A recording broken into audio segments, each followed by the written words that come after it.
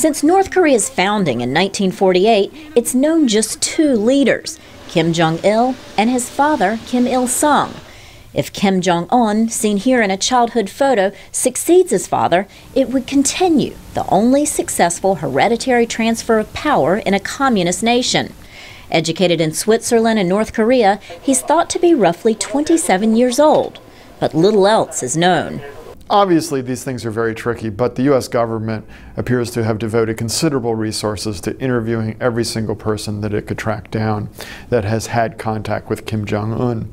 And the portrait that emerges from that work is of a person who may have a borderline personality disorder, profound lack of empathy, and other sort of disturbing psychological tendencies. Marcus Nolan is an expert on North Korea with the Peterson Institute for International Economics. He says Kim Jong Il's recent trip to China was in part to receive China's blessing for their succession plans.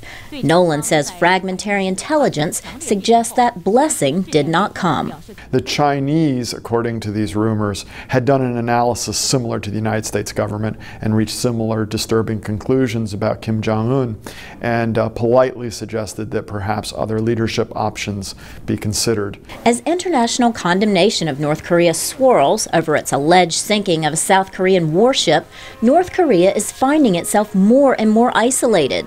At the recent G20 Economic Summit in Toronto, U.S. President Barack Obama stood firmly by South Korean President Lee Myung-bak's side. It is absolutely critical that the international community rally behind him and send a clear message to North Korea that this kind of behavior is unacceptable.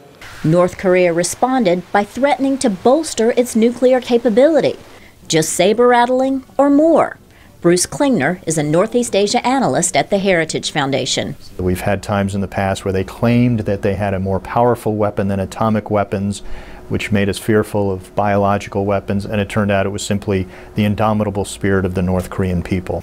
Analysts say that spirit may be crumbling, and they've picked up on rare dissent in North Korea, especially following disastrous attempts at currency reform last fall. Protesters in South Korea have little faith that Kim Jong Un will do better. There isn't any hereditary monarch like that on Earth. We should not ignore the fact that 22 million people in North Korea are suffering from Kim Jong Il's hereditary regime. Analysts say Kim Jong Un's transition could begin with a new title or legislative position. Laurel, Bowman, VOA News, Washington.